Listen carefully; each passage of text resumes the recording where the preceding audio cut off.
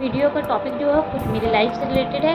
मेरे लाइफ में क्या कुछ हुआ है, क्या घटनाएं हुई है, मैं अपने ससुराल में क्यों नहीं रहती हूँ, सारा कुछ इस वीडियो में मैं बताने जा रही हूँ। मेरा एक ब्लॉग बनाने का मेरा इंटेंशन कुछ ज़्यादा नहीं है, बस ये है कि जो भी मेरे आस पड़ोस के लोग हैं जिन्हें ये सवाल चलती है या चल रही है, और जो मेरे दूर के रिलेटिव है उनके मन में जो सवाल चल रहे हैं कि मैं क्यों अपने ससुराल में नहीं रहती हूँ, शादी के बाद क्यों अपने मायके में रहने लगी हूँ, तो उन लोगों का सवाल का जवाब लेके आई हूँ। उन लोगों की मन में जो भी डाउट है उसे मैं क्लियर करूँगी।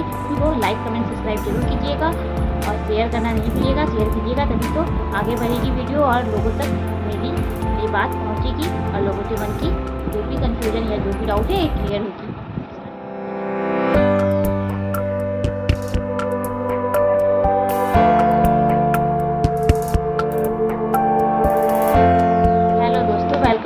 माई चैनल नैना की दुनिया। नैना की दुनिया में आप सभी का स्वागत है। आप सब कैसे हो? आई होप आप सब अच्छे होंगे। और मैं नैना सिंह। दोस्तों, मैं जो टॉपिक में वीडियो लाई हूँ कि मेरा ससुराल का सफ़र क्यों अधूरा रह गया, तो सबसे पहले तो मैं अपने सास ससुर को हाथ जोड़ के उनसे माफ़ी चाहूँगी कि मैं इस टॉपिक पे वीडियो ला रही हूँ, जो कि आप लोग कभी नहीं चाहते थे कि ये बात किसी के सामने आए, लेकिन मेरी मजबूरी है क्योंकि मैं लोगों को अलग अलग जाके जवाब नहीं दे सकती हूँ, इसलिए मैं इस वीडियो को लाई हूँ। और इस वीडियो से लोगों के जो भी सवाल और जो भी कन्फ्यूजन है, जो भी उनके मन में चल रहे हैं, वो क्लियर हो जाएगी। इसके लिए आप मुझे माफ़ कर दीजिए और मेरी प्रॉब्लम को समझिए ज़रूर, क्योंकि मैं भी किसी की बेटी हूँ और लोग अगर बुरी बातें करते हैं तो मेरी मम्मी को भी बुरा लगता है और मुझे भी बुरा लगता है, इसलिए मैं इस वीडियो को ला रही हूँ। इसके लिए मैं आपसे पहले ही माफ़ी मांग चुकी हूँ और कोई गलत बात नहीं है कि ना कि मेरे सास ससुर गलत है और ना मैं गलत हूँ। हालात गलत थे जिसकी वजह से जो भी हुआ ये हालात की वजह से हुई है, तो इसके लिए मुझे नहीं लगता कि मेरी सास ससुर को कोई प्रॉब्लम होना चाहिए मेरी इस वीडियो को लाने में। और खैर मुझे तो है ही नहीं, क्योंकि मैं तो चाहूँगी कि लोगों के मन की जो भी गलतफहमी हो दूर हो। तो चलिए मैं आगे कंटिन्यू करती हूँ अपनी कहानी को। तो बात उस समय की जब मेरी शादी हुई थी। मेरी शादी 2017 में हुई और मैं मुश्किल से अपने ससुराल में 3 महीना ही गुजारी होंगी आना जाना करके, और उसके बाद मैं कंटिन्यू मतलब अपने मायके में रहने लगी हूँ। तो कुछ ऐसे रीज़न थे जिसे मैं अभी तो मुझे नहीं लगता कि मैं ठीक से बता पाऊँगी, क्योंकि जब भी उस चीज़ को मैं बताने जाती हूँ तो मेरे सामने वो सीन आ जाती है और मुझे थोड़ी डर से महसूस होने लगता है। इसलिए फिर भी मैं कोशिश करूँगी कि आपको अपनी कहानी, अपनी लाइफ की जो भी घटनाएँ हैं वो आपके साथ शेयर करूँ। तो 2017 में मेरी शादी हुई थी और मैं विदा होकर जब अपने ससुराल गई तो मैं ससुराल के दहलीज पे कदम रखी तो मुझे ऐसा लगा कि जैसे कि मुझे कोई बाहर की ओर धक्का मारा, लेकिन मुझे नहीं समझ आई थी और मैं नई थी। तो मेरे हस्बैंड ने मेरे हाथ पकड़ा और मुझे अंदर लेके गए। तो मुझे लगा कि ऐसा कुछ नहीं है, नए है तो वैसा लग रहा होगा दूसरे के घर है तो जाने में, लेकिन मेरे साथ रियल में कुछ ऐसा हो रहा था जो कि मुझे नहीं समझ आया था। क्योंकि जो भी मेरे साथ हुई थी वो आज तक मैंने मतलब पहले जब तक मैंने अपने आँखों से मतलब मेरे ऊपर जो हुई थी वो नहीं बिलीव की थी। जब मेरे ऊपर हुई है तभी मैं बिलीव की, क्योंकि मैं जब भी देखी थी तो अपनी या तो टीवी में फिल्म या किसी टीवी शो के जरिए देखी थी या फिर कहानियों में सुनी थी, लेकिन रियल में ऐसा होता है ये मैंने सोचा नहीं था। लेकिन जब हुआ तब मुझे लगा कि जी हाँ, रियल में भी ऐसा कुछ होता है। तो और ऐसे भी बहुत सारे लोग हैं जिसे इस बात से मतलब यकीन नहीं हो, लेकिन कहते हैं ना जिनके ऊपर बीतता है वही जानते हैं। क्योंकि मेरे भी ऐसे बहुत सारे रिलेटिव है जिन्हें लगता है कि ये वहम है या फिर ये मन की कहानी है, लेकिन मुझे इससे कोई फ़र्क नहीं पड़ता लोग क्या सोचते हैं, क्या उनका मतलब अपना थिंकिंग है कि वो क्या सोचेगा।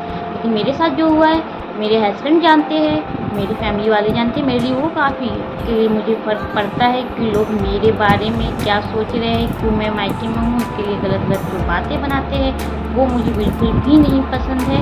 क्योंकि एक लड़की का अपना आत्मसम्मान होता है जो कि मेरी भी है, और मैं ना तो कभी भी नहीं चाहूँगी कि अपने सास ससुर से दूर रहूँ, अपने हस्बैंड से दूर रहूँ, अपने बच्चे को अपने हस्बैंड से दूर रखूँ। लेकिन कुछ हालात ऐसे होते हैं जिसकी वजह से मुझे एक कदम उठाना पड़ा, या मेरे हस्बैंड को ये कदम उठाना पड़ा था। अगर मैं अलग रहना चाहती तो मैं अपने हस्बैंड के साथ कहीं दूर बाहर या कहीं अलग घर लेके रहती, अपने मायके में नहीं बसी होती। तो छोड़िए, मैं अपनी कहानी को कंटिन्यू कर रही हूँ। तो मेरा ये था कि मैं अंदर गई तो उस दिन तो मुझे कुछ पता नहीं चला, क्योंकि मेरी विदाई शाम के टाइम हुई थी। तो सब कुछ करते करते रात हो गई थी। उसके बाद मैं सो गई। सुबह उठी तो मेरी सर थोड़ी भारी टाइप में लग रही थी। तो मुझे समझ नहीं आ रहा था। मुझे लगा कि नया नया घर है, नए नए लोग हैं, तो मतलब इतने नए लोगों के सामने एडजस्ट करने में मुझे समय लग रहा है, टाइम लग रहा है। इसलिए मेरे सर में दर्द हो रही है, सर भारी हो रही है और थकान होगी इसकी वजह से। लेकिन ऐसा कुछ नहीं था। धीरे धीरे मेरी तबीयत ख़राब होने ही लगी, होती गई। अब बकरीद के टाइम जब मैं अपने घर गई तो मुझे वहाँ थोड़े रिलैक्स फील हुआ और मेरे सर की भी दर्द ठीक हो गई थी, मतलब हल्की हो गई थी। मुझे ऐसा कुछ फील नहीं लगा। मैं अपनी फैमिली के साथ बहुत खुश रहने लगी, खुश थी और टाइम पूरा स्पेंड किया जो 2 दिन के लिए गई थी। उसके बाद फिर मैं मेरी विदाई की टाइम हो गई। 2 दिन बाद फिर मैं अपने ससुराल आई। तो ससुराल में थी तो फिर मैं रही, तो उस दिन तो कुछ नहीं हुआ। उसके दूसरे दिन से मेरी तबीयत ख़राब रहने लगी, पेट में दर्द, फीवर नहीं छूट रहा था, फीवर भी बहुत ज़्यादा हो गई थी। तो मुझे डॉक्टर के पास लेके गए और वहाँ कुछ टेस्ट हुई तो उसमें निकला कि मुझे डेंगू हो गया है। तो डेंगू हुआ तो ऐसा तो मतलब वहाँ पे ऐसा कुछ था ही नहीं कि मच्छर है या कुछ है। तो मुझे डेंगू कैसे हुआ? मुझे बहुत ज़्यादा फीवर और ये होने के बाद पता चला कि डेंगू है। तो मुझे फिर मेरे मायके ले गए। मेरे सास ने बोला कि इसे मायके लेके जाओ, वहाँ कुछ दिन रहेगी तो ठीक महसूस करेगी अपने मम्मी लोग के साथ। तो मैं अपने मम्मी लोग के पास चली गई और वहाँ रहने लगी। तो वहाँ थी तो मैं ठीक हो गई। उसके बाद फिर मैं अपने ससुराल आई। तो ससुराल में आई तो उसके बाद मेरे एग्ज़ाम आए थी, क्योंकि जब मेरी शादी हुई थी तो मैं पार्ट 3rd में थी ग्रेजुएशन की। तो उसकी एग्ज़ाम की तैयारी हो रही थी, एग्ज़ाम थी जून में, अप्रैल जून में जो एग्ज़ाम होती है वो थी। तो मैं अपनी तैयारी करने लगी तो मेरी तबीयत ख़राब रहती थी, कभी मेरे सर भारी, क्योंकि मेरे साथ बहुत सारे ऐसे हादसा होने लगी थी।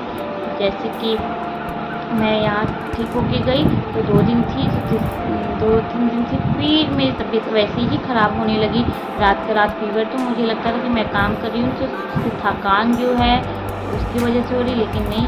कभी कोई मेरे गला, ऐसा लगता था कि कोई, लगता क्या था यकीनन कि मेरा गला कोई दबा रहा है और कोई सर के पीछे मार के मुझे बेहोश कर देता था। ऐसी घटनाएं होने लगी थी और मैं डर से सो नहीं पाती थी। और सुबह उठ के, जाहिर सी बात है मैं बहू हूँ तो मुझे सुबह उठना है, उठ के सारा काम करना है, और जो कि मुझसे नहीं हो पाता था, क्योंकि मुझे रात में जब इंसान डर के रहे और नहीं नींद पूरा हो तो उससे सुबह में जाहिर सी बात है कि सुस्तपन लगेगी। और मुझे बहुत ज़्यादा ही वीकनेस लगने लगी थी, क्योंकि मैं खाना भी ठीक से नहीं खा पाती थी, क्योंकि मुझे तो उस घर पे रहने का मतलब डर के ही मैं अपना दिन गुजार रही थी। कि बहुत सारी ऐसे हादसाएँ हो रहे थे जो कि मुझे यकीनन, मानो कि मुझे यकीन नहीं हो रहा था कि ऐसा कुछ रियल लाइफ में भी हो रहा है या होता है। लोगों को कहने से वो बिलीव भी नहीं कर रहे थे कि नहीं, ये तुम्हारे मन में है। अगर मैं ज़्यादा मतलब की सीरियल देखती थी तो लोगों को लगता था कि नहीं, ये तुम्हारे दिमाग में बैठा हुआ है इसलिए ऐसा हो रहा है, लेकिन ऐसा नहीं था, ये रियल में होने लगा था। तो जब मैं अपने ससुराल से निकलती तो बहुत ही स्वस्थ था, बहुत ही अच्छा महसूस करने लगती। तो वहाँ पर मैं खाना भी नहीं खा पा रही थी और मेरी सास भी कहने लगी कि ये दिन भर सोई रहती है, काम याद आ रहा है या क्या हो रहा है।